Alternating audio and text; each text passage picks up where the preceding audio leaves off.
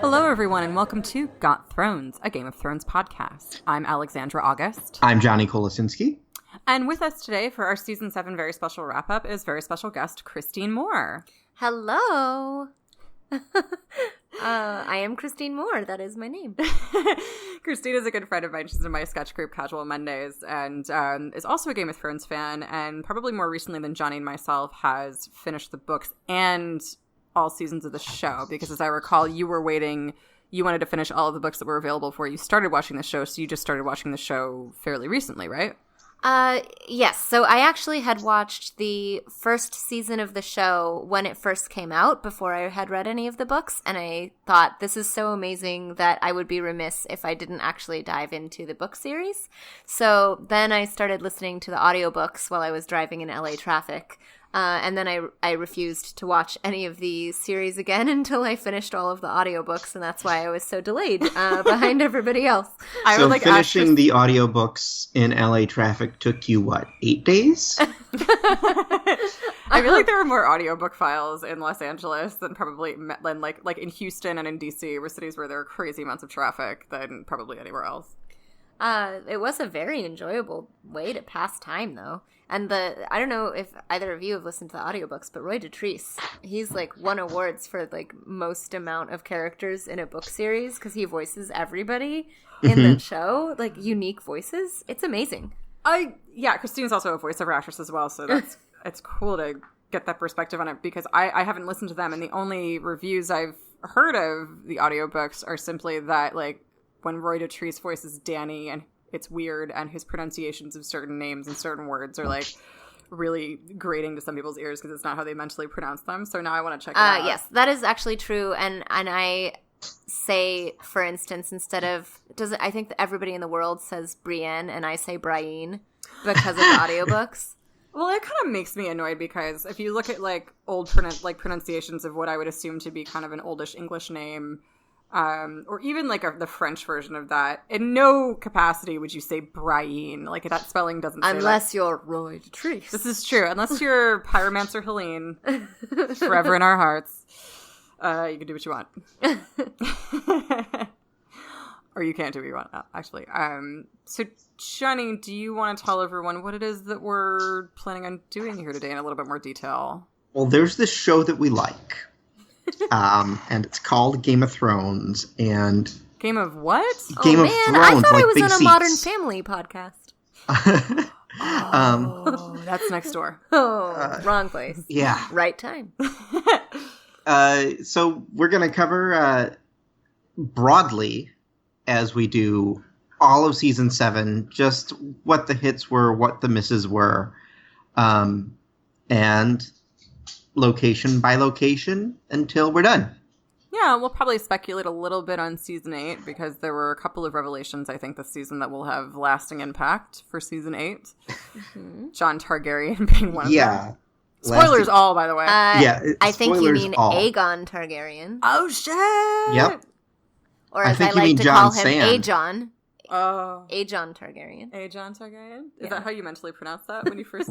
It's how Roy Dotrice pronounces it. No way. No, I mean, this is not a thing. Oh. No, we are now officially in the series beyond the books, so there's... Yeah. No, but I mean, I guess Aegon is already a name, and no, that's not how he pronounces it. I'm kind of surprised they did pick Aegon, just because it's a weirdly significant... It's a very significant, Game of Thrones name. Mm-hmm. Right. And I don't know, man. I liked Jaehaerys. I thought it was sort of, everybody read Lyanna Stark, actually played Lyanna Stark. They read her lips last season, and they're when she whispers to Ned before she says the famous, "Promise me, Ned." Everybody did lip readings. They're she's saying his name is Jaehaerys. It's Jaehaerys. And then when she said Aegon Targaryen, and it looked just like Jaehaerys, it was kind of satisfying, but I was also I kind of like Jaehaerys better. I'm interested to know whether or not George is going to go with Aegon, given that he already has a Aegon Targaryen hanging out in Essos. Yeah. folks who aren't familiar, we're about to spoil some book stuff for you, mostly from the Winds of Winter. But at some point, Tyrion ends up in Essos and gets in the company by way of Varys into the company of a kid named Young Griff and a man named John Connington. Well, man named Old Griff. Old Griff, this is true. And Young Griff is, quote unquote, his son.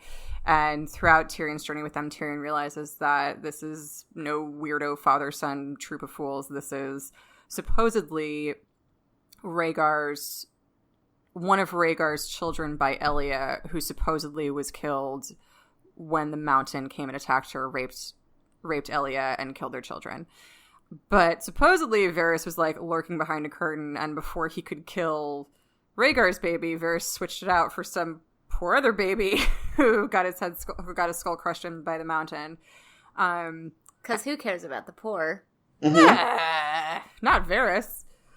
And then ferried young Aegon, who would have been heir to the throne, off to Essos for safe fostering.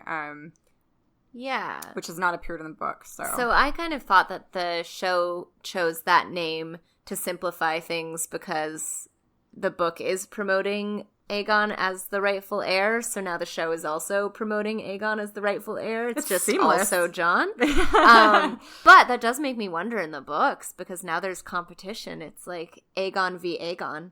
Which Aegon is the rightful heir? I've listened to this on a lot of other podcasts, this idea, and I think the most common thread and the one that I agree with the most is that there's been a lot of book readers who think that Aegon Young Griff in the books is a red herring. That that we don't know why it would be a red herring because it's clear that Connington got some kind of direction to keep this kid safe. So why that was, we're not sure. But some people are saying that I've heard bandied around the theory that the show's lack of inclusion of Young Griff is confirmation that it is a red herring in the books, because supposedly the showrunners know the basic trajectory of what the books are going to do. They know what George knows, so I think they have a good idea of how it ends and then some major plot points. And so therefore they figured that he was not relevant to the overall arc of the series and they could take him out. Exactly. Also, he's super boring. He really is. It's like the least I've liked Tyrion. Basically, all the time that Tyrion's in a box drinking, and then when he gets to Essos for like a couple of days with Varys, and he just keeps drinking, and Varys kind of like shapes him up, and then he gets kidnapped by Jorah. That's Tyrion's entire experience in Winds of Winter, almost. By the way, Roy Dotrice says Varys. Oh. I just thought we should cover that while we're here. Varys. So for me, it's Varys. It's like when what's her face? J.K. Rowling came out and said, "Oh, it's not Severus, it's Severus," and the world was like, "No, it's not." No, you're wrong. So let's pop in. Why don't we formalize this a little bit? Why don't we start with Winterfell? Let's start with Winterfell and just get it over with. I was gonna say that was everyone's least favorite storyline, so let's just get it out of the way. Wait, least favorite storyline? Because Littlefinger was pretty epic. Yeah, but we had to get there, and that sucked. Okay, true. I mean, I'm happy to say fuck Winterfell and move on, but we should probably do a little bit more. We've kind of talked this to death, I think, Johnny and I. I think it's been a sticking point for us just because we were frustrated with the treatment of the House of Black and White last season, and this seemed very similar with the writers just not quite knowing what to do with Arya and kind of needlessly complicating things in favor of this sort of forced conflict, like last season between her and the Waif and this season between her and Sansa. And it didn't really get it was a frustrating journey to what wound up being an okay payoff in season 6 and a really good one in season 7. This is season 2. Oh, okay. Yeah. Yeah. So tell me your perspective on this, Christine, because you sound like you have a more positive take on it. Well, I actually think that perhaps one of the most interesting perspectives I can bring to this, because I think that the three of us are all of the same demographic, is I can bring you the middle-aged demographic, because I have talked to this extensively with my family who also watches Game of Thrones. And my aunt and my father are both, well, actually, I guess it's still middle-aged, early 60s. I think middle-aged these days. Yeah. But anyway, so... If Donald Trump Jr. is a young man, then 60 is middle-aged. Yes. But anyway, they are also very avid Game of Thrones readers and watchers. And I gotta tell you, Winterfell was the most talked about after we watched together the second to last episode in the season. My aunt just could not stop talking about how, like, why did they send Brienne or Brienne away? And, like, was that little finger getting... I also said that with weird inflection because I'm just in Roy Dotrice mode. Little finger, was that because he actually got the better of Sansa, or was she one step ahead of him? And she was really, like, involved and enraptured by that plotline. So they were doing something for that demographic. But yeah, we spent like a good long hour talking about whether we thought Sansa had already like surpassed Littlefinger in like whether she knew he was playing a game or not. I feel like you gave the story more credit than we did, because my frustration was that, like, I thought that Sansa kind of surpassed Littlefinger last year at the end of season 6 when he wanted to kiss her and wanted to like kind of profess his love for her, and she was like, maybe. And then she completely had the control in that relationship. But I feel like that might have been a more worthwhile or more entertaining perspective to have on it, because I basically spent the entire time being like, I just don't believe that Sansa would believe Arya is capable of this. And I kind of get that she would be concerned at her sister. I guess maybe, I don't know, I guess maybe we were meant to think that Sansa thought Arya was crazy and was worried in that capacity, but it just didn't really, it didn't, for me, I don't know if it's the same for you, Johnny, like, it didn't seem like that was really well-grounded. It just seemed like another excuse to have two sisters. Oh, well, they were fighting, so we can't have them just get right back together. I'm like, or you kind of could, and it could be cool, or you could just lay this mystery a little bit better. Like, it felt like Ocean's 12, whereas like Ocean's 11, you could have figured out the plot if you were really paying attention. Ocean's 12, they just eliminated shit you didn't know. I think that something that we discounted was the fact that Sansa has recently been surrounded by crazy with Lysa and with Ramsay. And so there is a reason for her to see some warning signs when there's a bag of people's faces. True.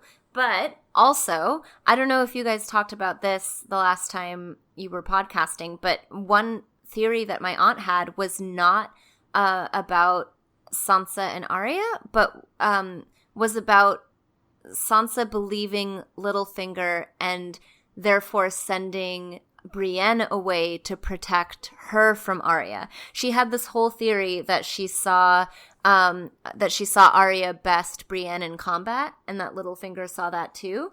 And then that Sansa thought, oh, well, Littlefinger's saying this whole thing about if Brienne is there to protect both of you. So if Arya ever did something to double cross Sansa, then Brienne would have to go against Arya. And then Sansa would think like, oh no, if that ever happens, then Sansa will be able to take Brienne, and I should, so it wasn't necessarily Sansa thinking that Arya would turn against her, but knowing that that Arya would be capable of turning against someone else, and then maybe protecting Brienne and therefore sending her away for Brienne's safety was the theory that my aunt had. That actually makes a lot of sense, and something I hadn't considered. Like, I just assumed that I kind of gathered, because that was a question that a lot of people had. Like, I noticed in a lot of podcasts and in a lot of posts, everybody was like, why did she send Brienne away? And to me, it seemed obvious in the sense it was like, well, she wanted to work this out between Arya and herself, and she didn't want Brienne there kind of gumming up the works, because Brienne would be like, really noble, be like, you're sisters, behave. And I think Sansa just wanted to handle it on her own. As for the Sansa being around a lot of crazy, I love that idea too, because that makes sense, but I feel like we've seen her just be a boss this entire season. So I was like, if you wanted to like something a little bit more than what happened between her and Bran, where something that we're seeing a little bit of PTSD kind of creep its way in, or seeing a little bit of psychological damage based on what she went through, because we haven't really seen evidence of that recently. Like this season, she seemed to like be pretty much in ship shape. And so if she had been struggling a little bit more, and if I could have gotten behind Sansa being understandably paranoid and Arya being understandably strange and averse to this presence of Littlefinger in their house, that to me is more of a hotbed of conflict than this kind of weird, baseless, inexplicable animosity on Arya's part, which they try to kind of weave in with her following Littlefinger, which I think was just a total... I don't know. I feel I liked what they were trying to do with this storyline. I feel like it was essentially, at the end of the day, poorly executed, except for the brilliant trial scene at the end. How did you guys feel about Littlefinger capitulating and sobbing and ending like he did? Because people have been of two minds about that it was really appropriate because at the end of the day, he is, to quote the internet, a little bitch. Not to use a gender-specific insult, but I'm quoting somebody else. Group of people, or that it didn't fit with the character, that it wasn't a great service to the character, that he should have put up more of a fight. How do you guys feel about that end? Oh, I didn't mind it. I actually thought that crying, it's not that I looked at that and thought, oh, you little bitch. It's that I thought, oh, this is the one thing that would make him cry. Like, that is what would make a totally with it and together grown man cry, is if his entire sense of self is that he's always 4 steps ahead of everybody else, and here he was behind. That's like totally shattering his self-concept. Yeah.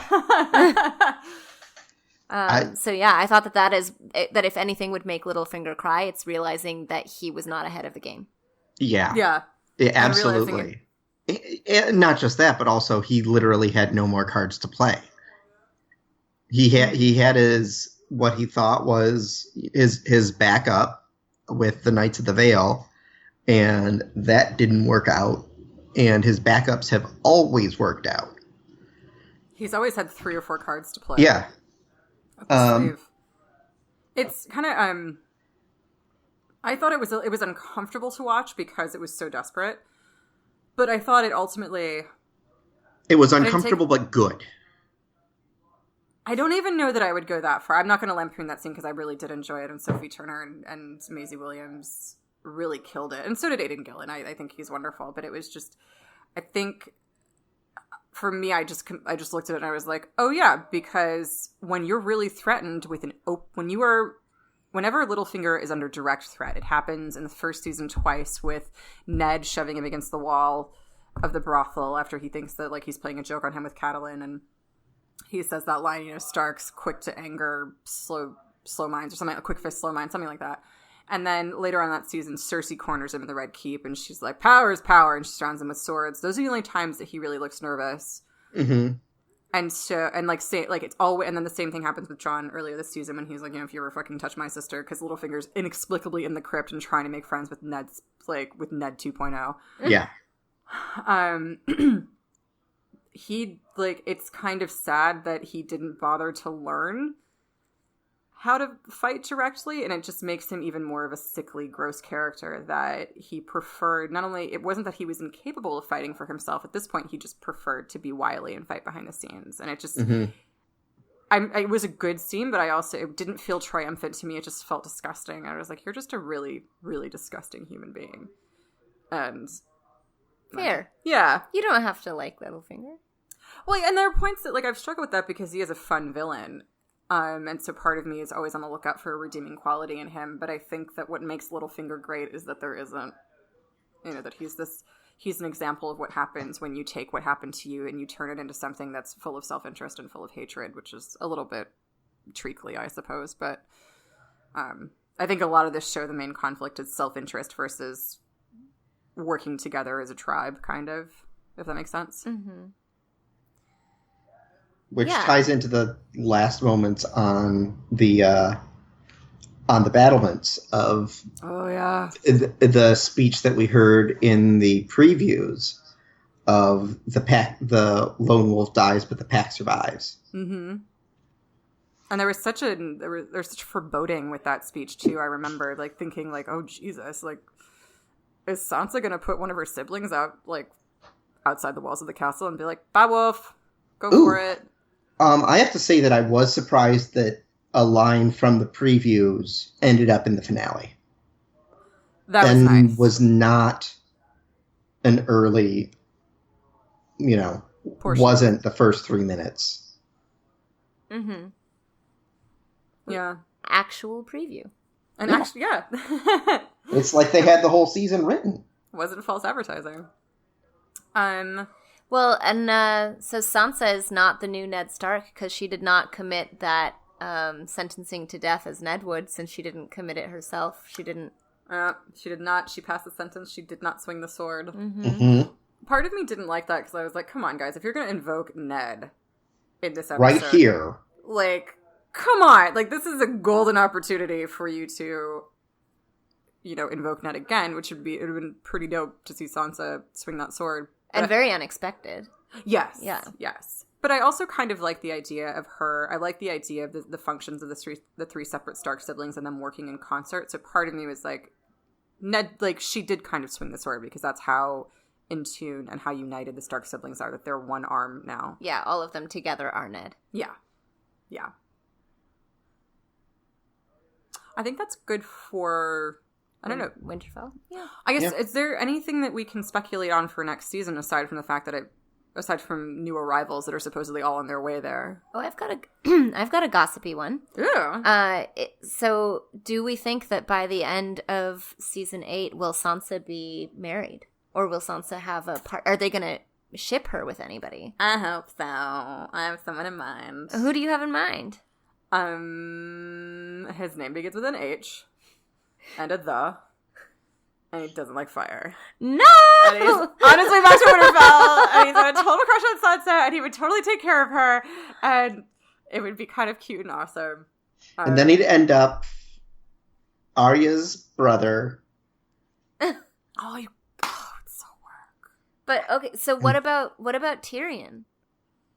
Oh, that would be so cool. That's they're kind of my already ship. married. They're already married. Not that I have a ship, but if I had ships, that'd be it. Johnny's not a big shipper. What do you think, Johnny? Like, aside from like Tyrion or the Hound, or do you think that's a realistic storyline that they'll have for her? Do you think we have enough time? I don't think we have enough time, but that doesn't mean it won't happen. This is true. It'll be 20 years later, 17 years later, and we'll see them, sending their kid down the King's Road. And then we'll see Sam and Gillies, Sam Jr. and Craster Jr. I know. And whatever Jon and Daenerys name their dragon. Sandy Jaehaerys. Yeah, Sandy Jaehaerys. I like that. And they'll all be on the platform heading down the King's Road. For like a party this time, not because somebody sent them a weird raven. Yeah, it's because the kids are going off to Hogwarts. That's the joke I was failing to deliver on. Yes, I got that. But you don't think it's problematic that... So, because I feel like Tyrion and Sansa kind of make sense. Like, they both talk about each other kind of nicely now when they're talking to other people. Yeah. But then it would mean, because she's a goddamn woman, that Winterfell becomes a Lannister property.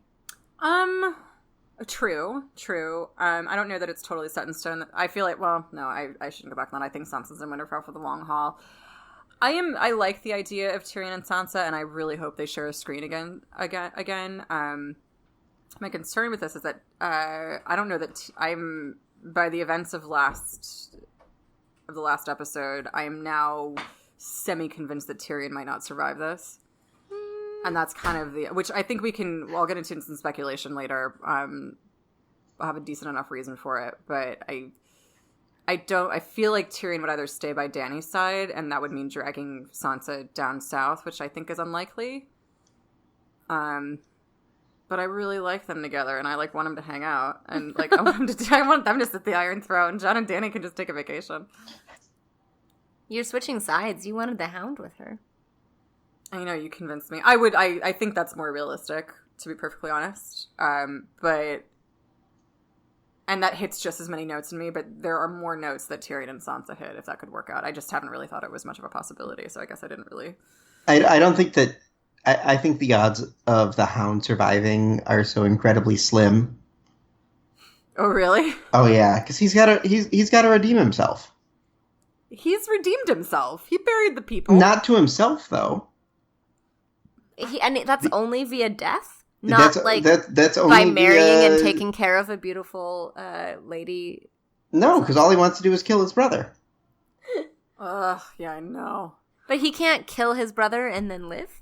Probably not. But do you think he's going to die by fire? No. I could see the Hound going in kind of the sort of the Game of Thrones Battle of Hogwarts that I assume will happen. Mm-hmm. It's weird though. I feel like the people that I've marked for death, like the Hound and Jorah, and Cersei, they've lived for so long that part of me is like, maybe they will just survive and we'll have a really strange like fate afterwards. Part of me wants Cersei to survive and just to like. Okay, are we moving on to Cersei now? Because I think it's time. Yeah, actually, why don't we?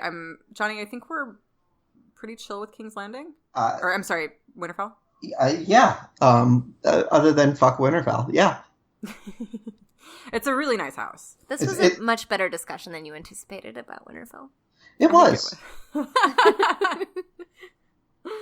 All right, so let's get down to business. King's Landing and just let's talk about the Lannisters. I'm going to step out for 30 seconds, so I think you and Christine can handle that for now. Okay. Okay, I'm going to be crying for 30 seconds while Alex is gone. Okay. And because of Jaime's sad walking away moment. Oh, Jaime. Yeah. Yeah.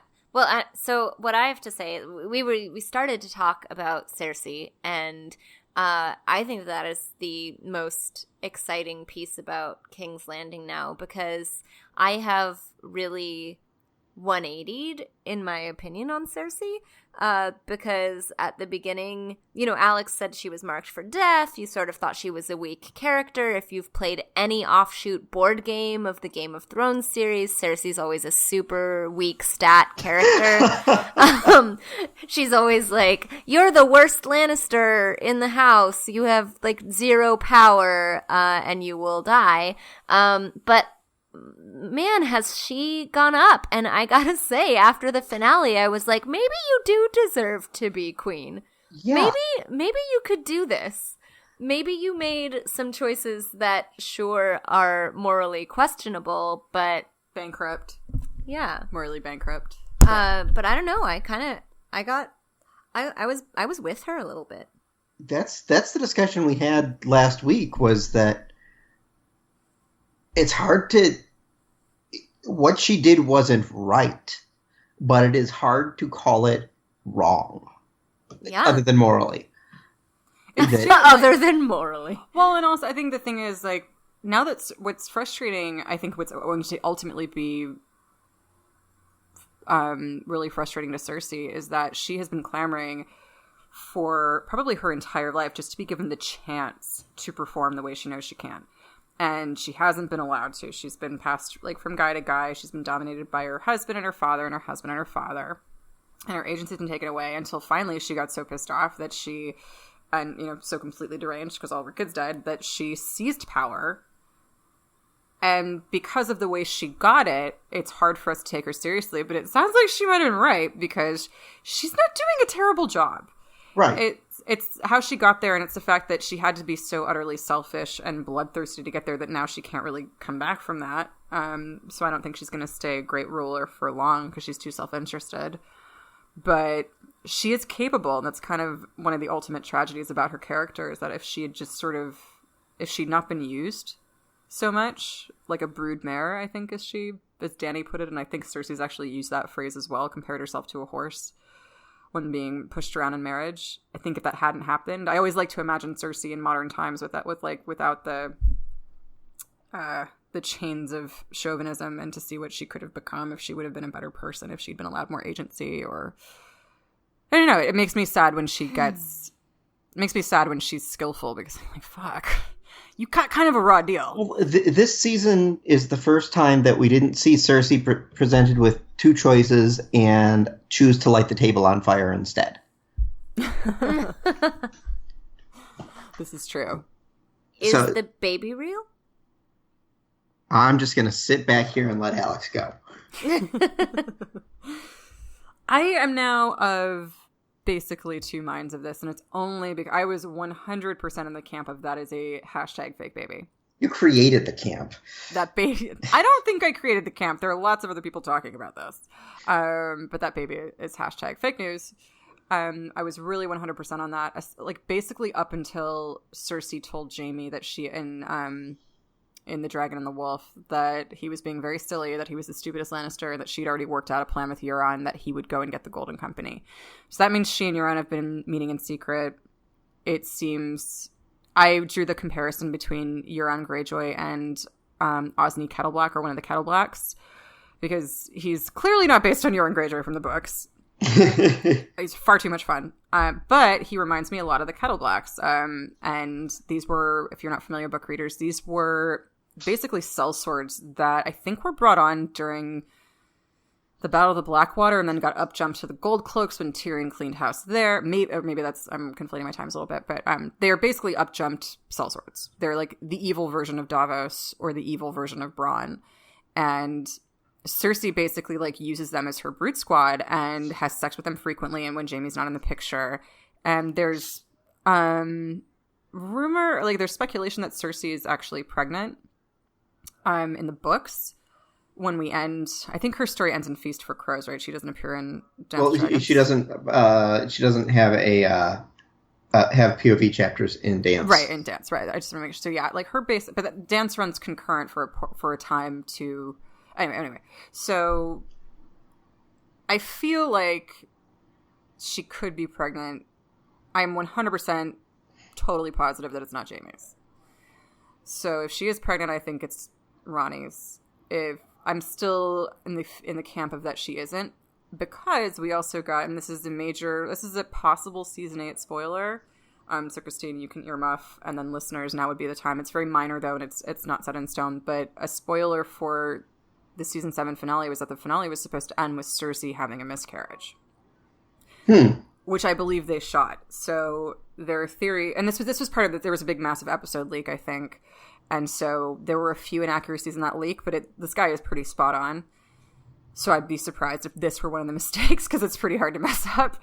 Or it's pretty hard to misinterpret. So that could either mean that one of three things. It's a red herring and they tossed it out there to throw people off the scent.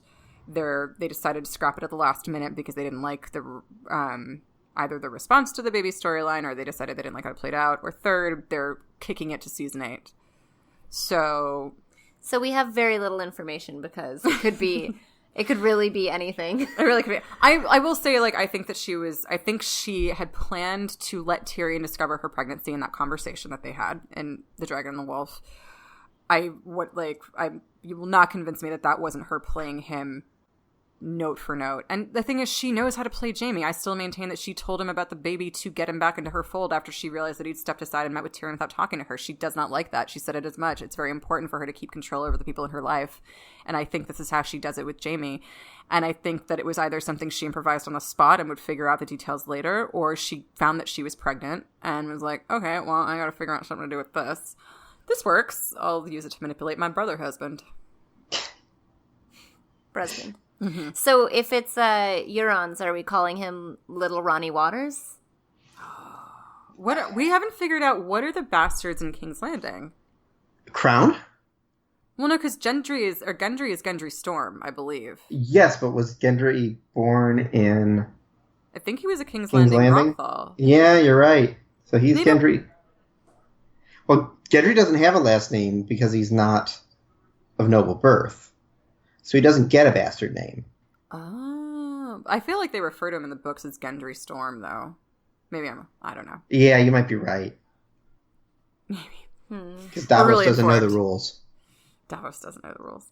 Oh, Clovis. I was very happy to see, now that we're kind of in King's Landing, I was really happy to see Gendry come back and look like he's going to stick around for a while. And I read rumors about this probably in the beginning of the year, that Gendry was going to show up and he was carrying a warhammer, and just the idea of him picking up his father's mantle, because we've basically spent the last 6 seasons shitting on Robert Baratheon from all sides. Like, Varys thinks he's a shitty king. Cersei's like, he raped me. And the Starks are dealing with the fallout of his total profligacy and, like, bankrupting the crown, all that kind of stuff. And then here's Gendry, who's like, I want to take up from my dad's memory. And he's actually doing his memory justice and will probably be a better person than Robert Baratheon was. That really tickled me, and I liked that kind of redemption a little bit. Fan service much? That was most of what made me happy about this season, was a lot of the fan service. Yeah. That and learning things about pickled crab that I never knew. Yes, that was excellent. I didn't even know that pickled crab was a thing. Like, I was just like, that sounds fucking terrible, and put some cellophane on it. Shit. It's gonna go bad. Have you seen the interview with who's the actor who plays Davos? Liam Cunningham. Had you seen the interview of, like, Where's Gendry, where he actually says, I think he's still rowing? Oh no, I haven't seen that interview. Okay, because I feel like they directly wrote his line into the series because of that interview. I remember the rowing line. Like, it was, and I was like, ah. I see what you're doing there. Yeah, so that was just a little, like, I had seen the interview beforehand, and so I laughed at that, but then I was like, wait, is this just super meta? Is this just it was super meta, because that's also been the Reddit joke for 3 years. Yeah. I feel like there was another one of those jokes that made it in this season. They did a call. I think it was the Daenerys, he's too little for me. Mm-hmm. Jon joke when she's talking about Jon, which I thought was kind of, I don't know, not as funny. I didn't know that fan joke. Just that Kit Harington's really short. I think actually might be shorter than Emilia Clarke. Oh. Yeah, Kit Harington's like Tom Cruise short. Oh. Yeah, it's apparently very unnerving to see him in person, because it's just not. And every time I look at him, like, standing next to Sansa, I'm like, how many apple boxes are you on? This is so funny to me. How do we feel about, where do you think Jaime's going to end up? Jaime's going to end up on... He's going to be at whatever remains of Eastwatch. Or at least part of... He's going to be part of the main contingent of We Kick Ass. Yeah. Groups, as opposed to... He's not going to just go start his own Brotherhood Without Banners. Jaime's not great at making friends. That wouldn't surprise me. No. I'm real excited for him to take the place of Thoros. Where's your money on whether he lives or dies by the end of season 8? I don't know. I'm in the Jaime dies camp. Not that I want it to happen. I just think I think Jaime is ready to stop. Jaime's been ready to stop since, like, episode 4. Yeah. Once he realized the repercussions of kicking a kid off a tower. But is this new Jaime arc, now that he's leaving? Like, what is Jaime without his family? I think we'll see him for most of the season, and I would like to see more of it. I obviously wanted to see him hook back up with Brienne and for them to talk about their issues, but Jaime has written all over him. He will finish his personal redemption arc and then get whited or something. Yeah. Or he will kill Cersei as a white. Oh, that'd be dope. I was talking about this on a different podcast. I did the Dorking Out show, which was we did last week. We just talked about Thrones some more because I'm not done apparently. And because you're mainlining it now. I know, right? Because I mentioned something about how I thought it would be really cool if Cersei got whited, and then I was like, I think they'd ask me what would upset me, like what outcome would upset me, and I'm like, at this point, I'm kind of in it to win it. It's going to take a lot for them to upset me, but I was like, I think it'd have to be really extreme, like Cersei dying and then being reanimated and marrying the Night King, and they rule Westeros together into a forever long night. Like, that would upset me, but I don't know. Have you read all of the articles of, like, would it be so bad if the Night King won? I have not read those, but I will. I have. Although they make a compelling argument, but then the actual article ends with, and, you know, like, we really, like, nobody's so great as a leader, so we really should shake things up. What's so bad with an outsider coming to power and blah, blah, blah. And then it becomes this big Trump parallel. And then they're like, never mind. I take this all back. Please don't let the Night King win. We don't want it. We don't want it. Whoa. That actually kind of works, though, Johnny, given your Twitter. Yeah. I think that, let's see. the Mountain's doing okay. I feel like the Mountain and Qyburn still, despite everything that's happening around them, still living their best lives. Yeah. I was sad we didn't get to see any of Septa Unella. I don't know how much of there is to see. I just wanted her to go like Bride of Frankenstein. I wanted Qyburn to like make. For campy reasons. You wanted Qyburn to make Robert Strong, Gregor Gain, a girlfriend. Yeah. Okay. That's funny. Yeah. Though I will say Qyburn basically won the season for me, picking up that zombie hand and was just like, with the look of awe in his face. It made me so happy. It's what happened when Sam saw those books. Yes! Yes! Oh, man. Ah. I should slow-mo that and put the soundtrack of Sam seeing the books to it. If only men looked at women like objects. Someday. George R. R. Martin will write a book where women are objects. GotThronesPodcast at gmail.com. So many memes that were like, find you a man who looks at you the way Qyburn looks at her hands. Yeah. It makes so much sense. Yeah. He looks at that hand the way Tormund looks at Brienne or a pork chop. Yes. He looks at that hand the way Tormund eats a pork chop. Brienne. Brienne. It sounds like Stewie Griffin. I remember like reading The Mists of Avalon and then watching the movie and hearing them pronounce it Vivienne. And I was like, no! It's Cleveland. It's Vivian, you idiot! Sorry. I took that a little seriously. So I think that, let's see, okay, so we're done with Winterfell, we're done with King's Landing. There literally nothing happened in Essos because we weren't there. I will say that I think we are more likely to see King's Landing survive the series than I expected. Well, I mean, yeah, because clearly they're abandoning the actual, quote, fantasy physics of wildfire, which means that King's Landing should have been decimated last season.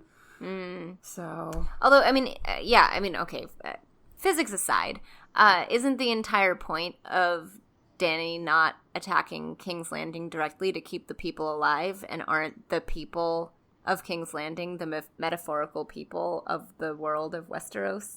So, I mean, in order for that entire principle of, like, come to power without decimating the people means keeping King's Landing alive. If, like, they sort of built that into any kind of redemptive ruler. I'm curious. Well, also too, the only other mode of destruction I could see it coming under, the only other way it could get destroyed for me would be as if the Night King managed to get that far south. And I feel like if the Night King gets that far south, even if you kill him, it seems like these things are a horde. It seems like they leave no child left behind. If you come across this horde, there's no hiding. Yeah. And also, too, they leave, like, everlasting winter behind them. So if he makes it that far, I feel like Westeros is really in trouble. Right. Like, seriously. So part of me is, I kind of feel like King's Landing will be pretty safe.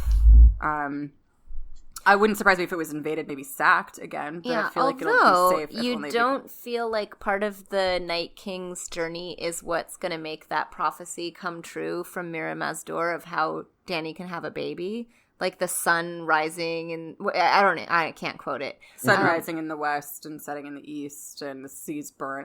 I mean, I've always looked at that as kind of like, okay, well, literally that's going to happen at some point because why would you hang a prophecy on the wall if you weren't going to use it? Right. But how could that happen is maybe if Night King brings eternal winter and everything goes awry in the world. I've thought about that. And the only thing that gives me a little bit of pause is that, they pointed out my colloquial perspective on Miri Mazdur is that she could be a fucking liar because she has a giant axe to grind. So they made that point in, like, kind of bluntly in The Dragon and the Wolf, where Jon said, did you think that maybe she wasn't being entirely truthful when she told you couldn't have children? So I would love to believe in that, but part of me thinks that maybe the tack they're going to take on it is that she killed Drogo and wanted to make Dany miserable because she knew Dany was going to kill her anyway. What do you think, Johnny? Or do you think we're going to get that prophecy? Do you think that prophecy is going to be actually met? Or do you think they're going to treat it like it was a red herring from Miri Mazdur? I think it's more likely that it has a little bit of weight to it in the books. Yeah. Ultimately. but I don't know. I would be pretty let down if that were just a faux prophecy.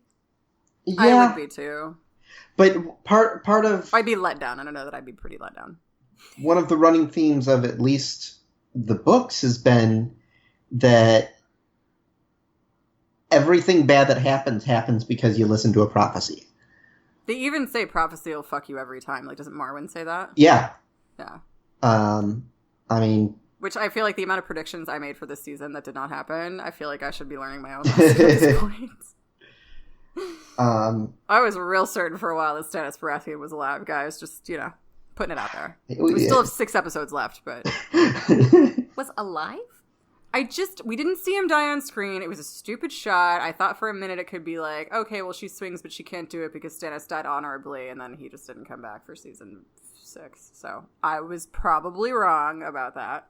Yeah, I'm not behind that one. It's fine. I'll be I think we've just condensed our entire, season 5 to season 6 break into 2 sentences. No, I'm not. I also just, really fell in love with Stephen DeLay in that season. And was like, no, come back. You're so good. Just correct people's grammar. You can stay. All right. So I think we're probably good to move on. Yeah. So I think we're all pretty caught up on the whole Jon and Dany Dragonstone contingent. I don't know that we need to rehash anything. So I know that I do want to talk quickly about just predictions. Well, no, that's what I meant. Okay. I was like, I would like to. Why don't we spend this last portion of it on speculation? Because a lot of my speculation has to do with this team. So Team Jon, Team Dany, with everybody from Essos and Tyrion. And Davos and Gendry. And Varys and Melisandre, who that was prophecy, interesting. We're both gonna die on this continent, right? In this strange country. Yeah, I want to know why she's going to Volantis, if she's going to try and rally the Red Priest troops, because specifically when Theon and Yara were in Volantis, or was it? That was when Tyrion and Varys were in Volantis in season 5. Yeah, season 5. That we saw a Red Priestess. She was an Asian Red Priestess, and we saw her working. And I wonder. And they gave her a lot of weight, as far as plot line and. Oh, not Kinvara. I mean the priestess that. Okay. Yeah, because Kinvara was all the way in Marine. So... Yeah. Okay. Yeah, you're right. But that just kind of backs it up to the fact that the Red Priests are clearly an organized unit, are clearly an organization, and could perhaps mobilize if necessary. Mm-hmm. I think it'd be pretty dope to see a bunch of people on 50 people all in red, carrying various things that are on fire into battle. A flaming rolling pin. So far, they've seemed pretty disparate, so that would be. Well, disparate on I wonder if that's why I wonder if Volantis isn't a centralized location. Mm-hmm. I could see them being disparate on Westeros. I feel like it would be it would literally be a Buddhist monk hanging around in medieval France or something post Marco Polo. But I feel like there's reason to think that they would have they would be centralized someplace, but clearly not. That there's a red pope somewhere. Yeah. That could be badass. Okay. Is there anything else we think she could be doing in Volantis? Or why do you do you think Melisandre really thinks she's going to die in Westeros, or do you think she's just ready to be done?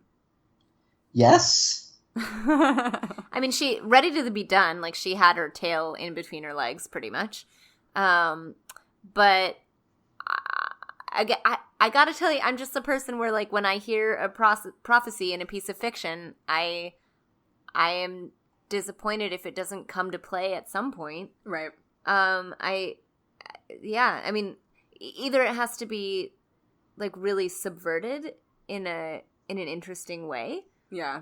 Or where their belief in it comes back to haunt them. Their belief in the prophecy, determines. Cross-reference Rhaegar. Mm-hmm. Yeah. Or it has to come true. Yeah. I think that we've gotten so little of Melisandre since she got expelled from John's club that Because her membership was terminated. Yeah, killing a child is grounds for immediate termination. Yeah. Killing a child on purpose, I should say. Unless your name's the Hound. Yeah. Or unless your name's Ollie. Yeah. Unless the child's name is Ollie, in which case you get a promotion. Unless he was a dirty mutineer. That she's stuck around and returned when she had a literal send-off, that there's got to be something to it, that she will have a role to play. Above and beyond just, the fact that I think she's she gonna specifically said. She's going to be out for a while, but they definitely did not send her out with a "that is your final appearance" kind of a send-off. Oh, yeah. This is one of those things that I'll be pissed if she doesn't come back, because that means I wasted investment, and it was a shitty send-off to a great character. So, it'll be interesting to see what capacity she comes back, because at this point she's not servicing anybody anymore. She's her own master. Yeah. Aside from the Red God, but she's a Red Ronin. So now would be a good time, since everybody's fresh off boat sex, to talk about why I think Tyrion is now maybe a little bit in danger. We saw him repeatedly talking to I Dany. apologize, my dog's going crazy over here. Oh, I thought you were sawing something. Damn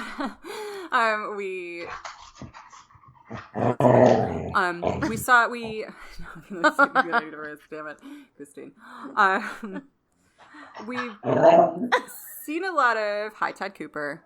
We had a lot of scenes between Tyrion and Daenerys. They've given them a lot of work to do together, which has been some amazing scene work. But we've also seen the chinks in their armor, the fact that she's kind of reactionary and he says a lot of things she doesn't want to hear, and sometimes that she just straight will not listen and will go north of the wall and put herself at risk and lose a dragon so she can get these people back. And, I still think that was probably the best decision, but at the same time, there's some friction between them.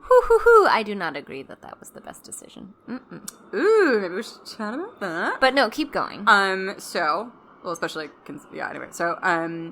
Essentially, when you see Tyrion outside their bedroom, like Dany's bedroom door, knowing that Jon and Dany are, on flagrante currently, and we see the look of foreboding on his face, it immediately just made me think, okay, so these two are now really close. Jon has already made a serious faux pas, or made a serious mistake based on their closeness by announcing their alliance to a bunch of people, where that was political, that was just such a horrible political move. But a very stark thing to do, of course. That it makes me think that Tyrion at some point next season will be forced, or will at some point betray Daenerys in order to save this whole organization, betray both of them, because he feels so strongly that they're blinded by whatever it is between them. And it would be very Game of Thrones for Tyrion to A, be right about that, B, do it and have it be successful, and C, then immediately get murdered for it. And it would also really go with his character of being constantly the smartest person in the room and also constantly the most underappreciated. And it made me sad and scared. Yeah, I mean, if you want a death that's going to actually make people cry again. Yep. Because that was definitely something about this season. I didn't feel like we got any deaths that deeply mattered to my soul. Olenna deeply mattered to my soul, but she left on such a fucking triumphant note that I was like, you know what? I don't think I would rather have you do this. Also, she was old, so at that point, if you're going to die from old age or die going in a really badass fuck your house way, that's the better death, right? Yep. Like that death didn't make me cry. That's what I'm saying. It made me celebrate. Yeah, it made me. I was sad to see her go because Diana Rigg's so damn good, and every time she's on screen, it's entertaining. Yes, the season 7 was lacking in mournful character deaths.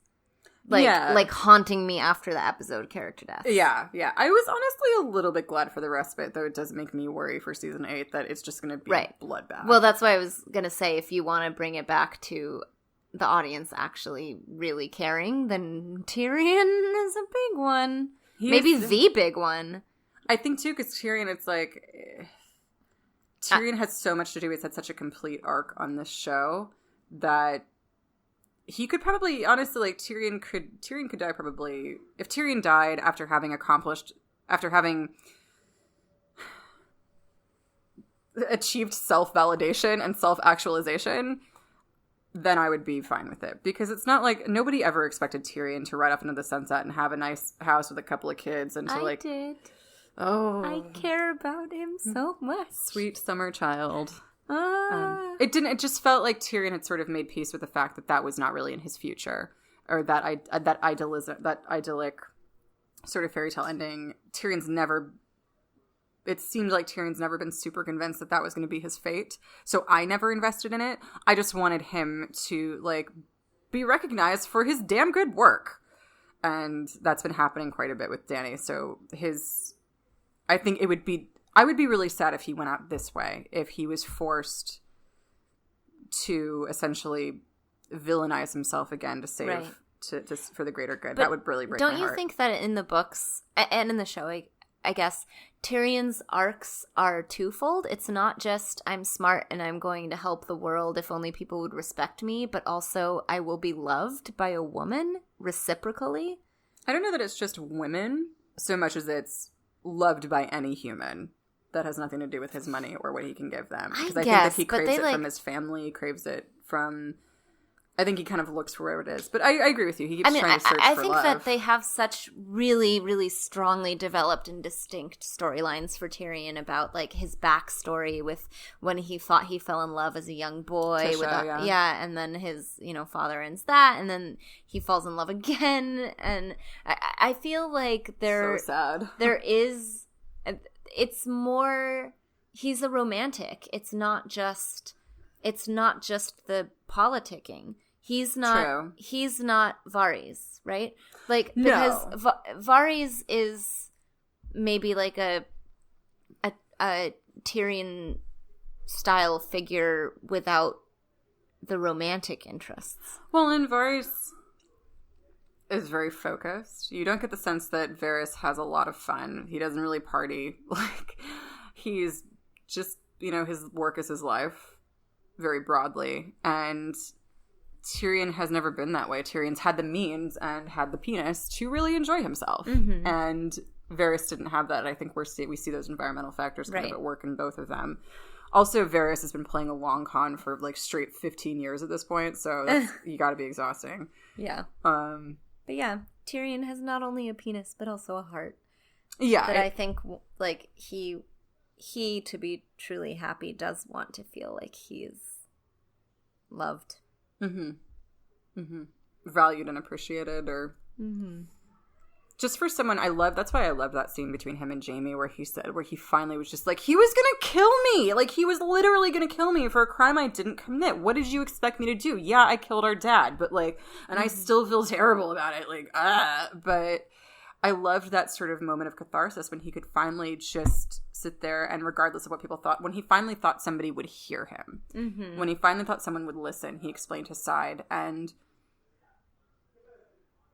yeah, I feel it's less focused in on Tyrion having sort of the love of a woman or love of a family. But I think once he's acknowledged once he is appreciated for all of the good things that he is, once somebody finally looks past his, quote, disfigured form, because he's much more disfigured in the books, and like the fact that he's obviously very different, I think that would at least finish the character arc for me. It would be nice to see him live through it, but Tyrion's also been quite cynical, so it also almost fits with his character that while he is romantic, he also he doesn't mince words, and he doesn't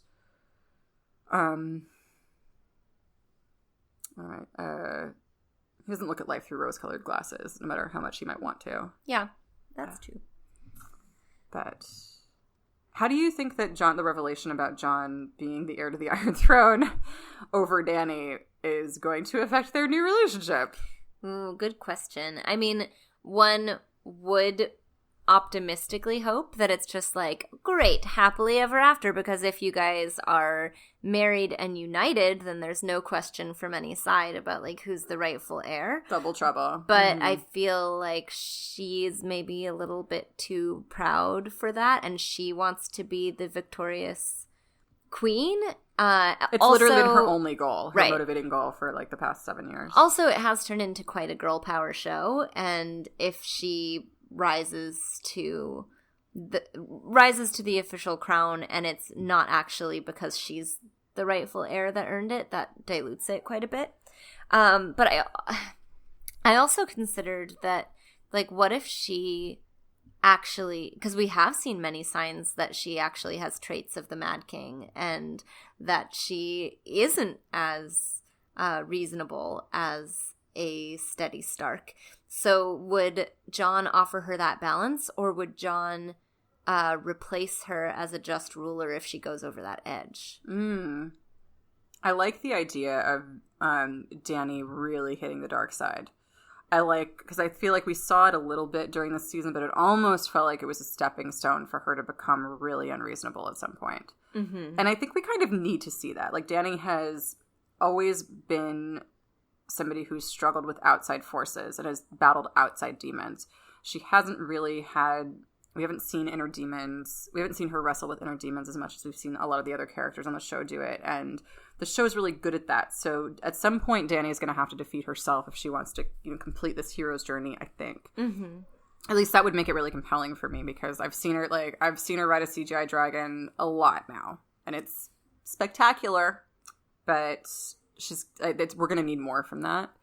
That said, I feel like Jon's going to immediately be like, I don't want that. You can have it. Like, I don't think Jon doesn't want to live in King's Landing. Jon has always been sort of the characteristic reluctant ruler. He always reminds me of King Arthur and T.H. White's The Once and Future King, or like how Merlin always points out, like, you need somebody to rule who doesn't want to rule. But are you saying if he doesn't, are you saying if he doesn't want that, then he will let her have it? Because how could he? So then, are you saying they're not going to end up together? Well, nobody knows that Jon's a Targaryen except for like 5 people at this point. So I think it would be reasonable for them to all get in one room and for Jon to be like, "Why don't we just keep this under wraps?" We could just not say anything. I think that would be a discussion. I think initially it's going to be that Jon's like, "Oh, let's just not. I don't really. We don't need to. That's fine. That's fine. You can have this. It's kind of your thing." Like Jon doesn't seem like he has a very. He doesn't have a lot of interest in rule. So you're saying he would still rule, but as her husband. Yeah. Or there is precedence for the head of the Queen's Guard to be banging the Queen. This is true. And he has technically already forsworn all titles, even if he did skip that for a minute with the King of the North thing. They made him King of the... I think it would be actually... It could also, the only way this I feel like could work out peaceably is for one of them to die, or for Jon essentially to abdicate and be like, okay, we'll be like long distance married couple. You hang out in King's Landing, I'll hang out in Winterfell and rule the North, and you can come up every weekend on your dragon, and we'll be fine. That seems unlikely. I don't buy that as the end of this series. No, I don't buy it either. We'll see. I mean, Daenerys keeps talking about wanting to break the wheel, and so part of me is waiting for, like, I don't think that we're going to have somebody sit on the Iron Throne at the end. I think they're going to come up with something. I think they'll have to rebuild in some capacity and perhaps change the form of government from then on that will allow both of them to either co-rule. But it also seems like a huge embarrassment of riches to have both of these people survive. That just makes, yeah. At the same time... Are we putting down money now? Oh, it's a little early for that. Okay. I did win, like, a friend bet on the fact that my friend thought that the wall was going to come down in season 8, and I was like, it's 100% coming down in season 7. What the fuck are you talking about? And he was like, no, they're going to Eastwatch. I'm like, yeah, to break the wall at Eastwatch. It's tactic. Sorry, Jenny, I feel like did I interrupt you, or? No. Okay. If you did, I don't remember what it was going to say, so it wasn't important. Can we speculate on anything? Is there anything else that anybody's been thinking, like, ooh, I feel like this is going to happen based on the events of the last episode, or now a more broad look at the season? Do you have any predictions to make? I feel like the last episode was really the, like, let's just take us up to speed on everything that we all were speculating was going to happen, / not just speculating, knew. And so it sort of took us to, like, all right. You know, all of, like, you're thinking that Daenerys and Jon are going to get together. You're thinking that the wall's going to come down. And it just took us to, like, all right, now are you ready for the next season? Because now we don't have to do any of the things that you already know are going to happen. Now it's, like, free for all like blank slate. We can kill anybody we want. We can like start these plot lines. It could be really terrible now that you mention it. Yes. Oh man, I'm really I think hoping at this George point Bush's that wins, like, or at least he's far enough along to give them an early draft and be like, here, just do what you can with this. I am sure he will write at least one episode of the season. Because I think he's already said that he would. I hope so, because he did one in the first season. Didn't he do the King's Road? He wrote all the way up through, I want to say, season 5. Here and there. Well, yeah, but here and there, like one episode. A season. Yeah, one episode. Sometimes he was just a story consultant, I think. Right. But yeah, that's right. Because he actively wrote an episode. Either up to season 4 or season 5. Yeah. But yeah, he said. I remember him saying specifically, "I was like, okay, I won't have anything else." He wanted to finish Win so badly that he like decided not to do that. And I will say that as much as people knock Benioff and Weiss, the one episode that pretty much everyone's... They wrote several episodes this season. They did write several episodes this season? Okay, the one episode that I remember them for, they knocked out of the park. What episode was that? The finale. What was that title, Johnny? I think it was The Gentleman and the Scholar. You are correct, sir. Johnny and I think both at different times called it The Wolf and the Dragon in several different podcasts. IO9 has done it as well, so it's not just us. I was so excited when I saw it. But then they were wrong. I will say I was surprised that Benioff and Weiss wrote this last one just because I actually really enjoyed the dialogue. And usually Brian Cogman's a guy that I'm excited about dialogue for that.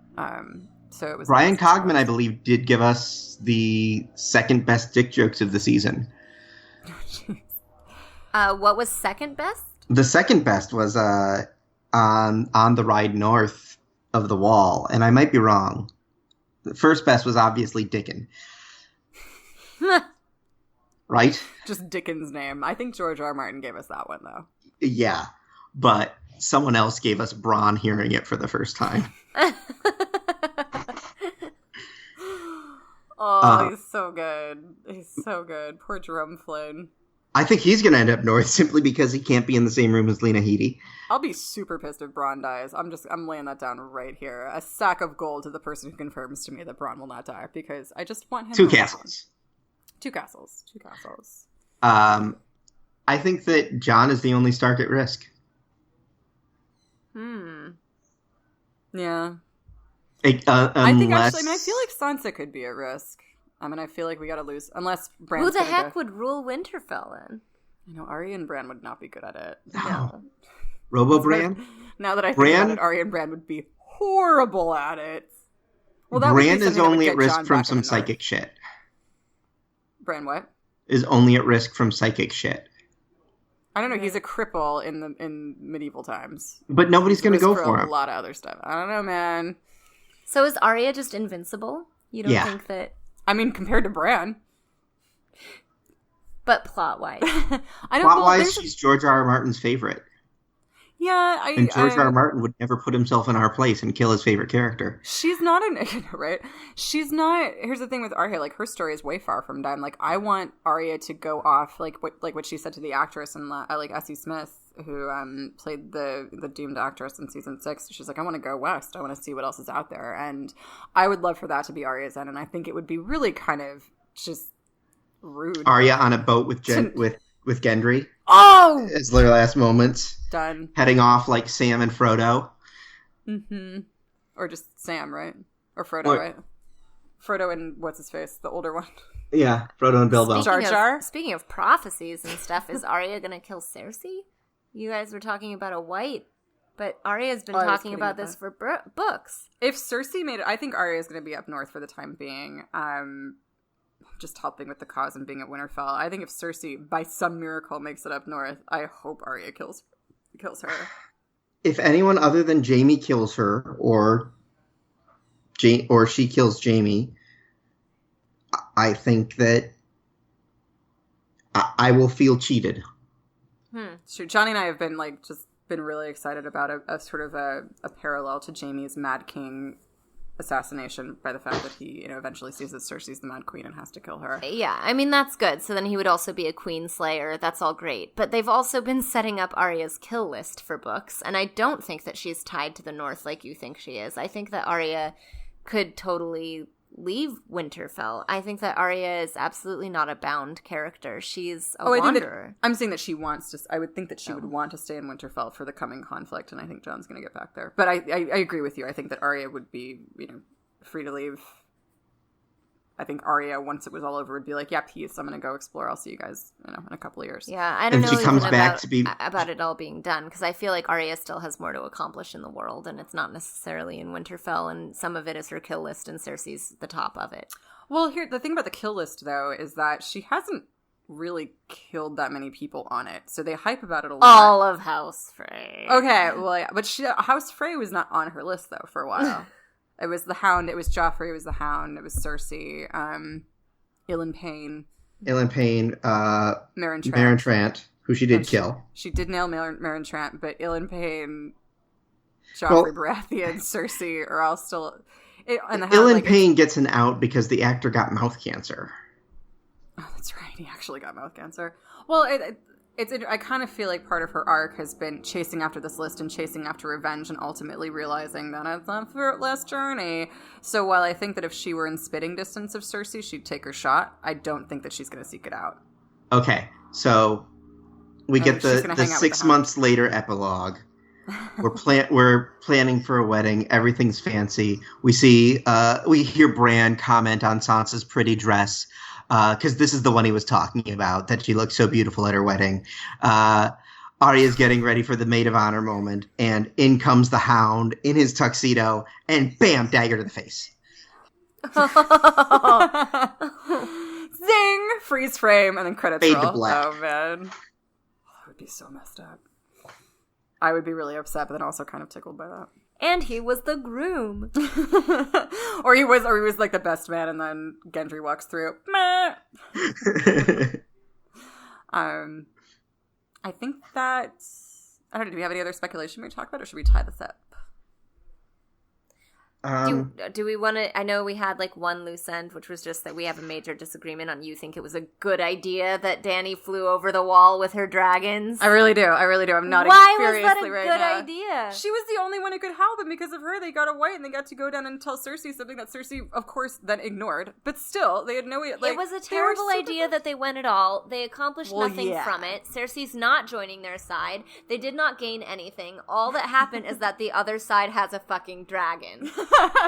And they got to hang out on a boat, and we saw where that ended. I think there's a lot of things that were accomplished by the trip. Maybe not practically. I think friendships were forged. Mm-hmm. I think it was very entertaining. Mm-hmm. I think that despite the fact that Cersei double-crossed them, she now believes in the Whites and the Night King, which has to come in handy. And also, you've forgotten, Qyburn had the best day of his life because of that expedition. Yeah. I don't know. Anything that happened after that episode now has major suspension of disbelief because of all the, like... Gendry's run. Yeah, Gendry's run, the time it takes for a bird to fly south, a raven to arrive, and a dragon to fly back north, and then Jon surviving underwater and super frozen on the dragon ride back in high-speed air. The horse ride back. Yeah. Let's not forget that. I don't know. Everything after that, it upset me so much. Well, that was, I think, also speaking to, I think, Johnny and my, basic criticism of, I think really the past 2 seasons is that, we've been waiting so long for this fan service that, to see Daenerys fighting whites on a dragon was pretty fucking dope. And it really, like, on first viewing, I loved Beyond the Wall. And then on repeated viewings, it has, I kind of watch it for the money shot. Then the rest of it's like, cool, that's not really working in my head structure-wise, but whatever.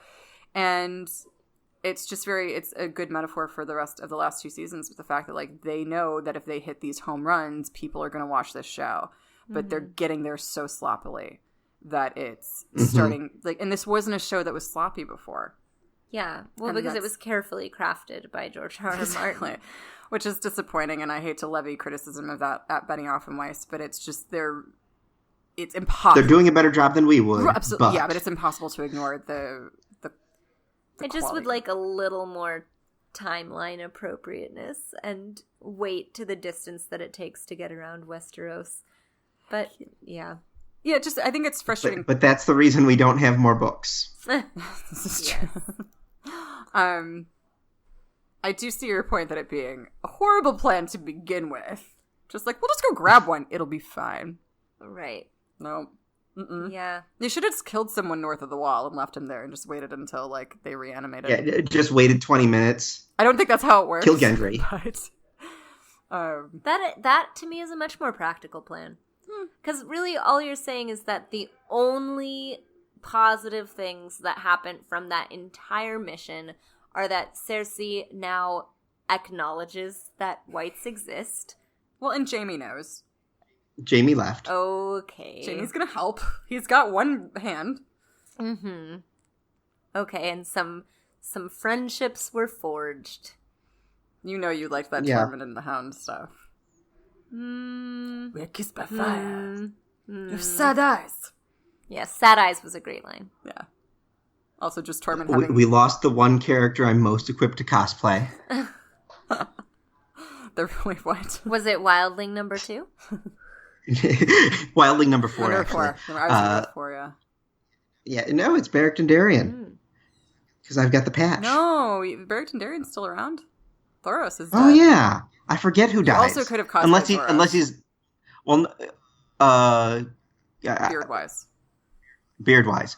Well, we don't know if Beric's around. We don't know if Tormund's around. Oh, they're alive. If Beric Dondarrion fucking died in that avalanche, that will make me really angry at Beyond the Wall, because Beric Dondarrion got a lot of screen time for someone who kind of didn't earn it, and I really would have appreciated 10 more minutes offered to the Winterfell storyline. And has no reason to be brought back to life and then brought back to the show. Right. If his reason to be brought back to life was to give Melisandre the idea. I mean, I don't know. Yes, I've never been more sure of anything in my life that they are not dead. That is not the way that Tormund dies. You don't kill a fan favorite with like, oh, end of season cliffhanger. You didn't see it happen, but just wonder until the beginning of the next season when we'll show you it did. We'll show John like patting through the snow, and all of a sudden we see heads and we see red hair, and all of us are like, oh no. You say that, but also Stannis. No, I knew Stannis died when Stannis died. But Alexandra did not. I didn't know that, and I still don't know it, okay? I won't know it until credits roll on Season 8, Episode 6. All right. Well, Alex, I believe that this would be a really profitable time for me to make a bet with you. Profitable? Profitable? Roy Free said it. Just making sure we're on the same page. All right. I'm not going to take that bet. I don't feel certain enough about Stannis being alive that I want to bet money on it. I'm not a gambler. Hot Pie's a gambler. Knows when to fold him. Knows when to hold him.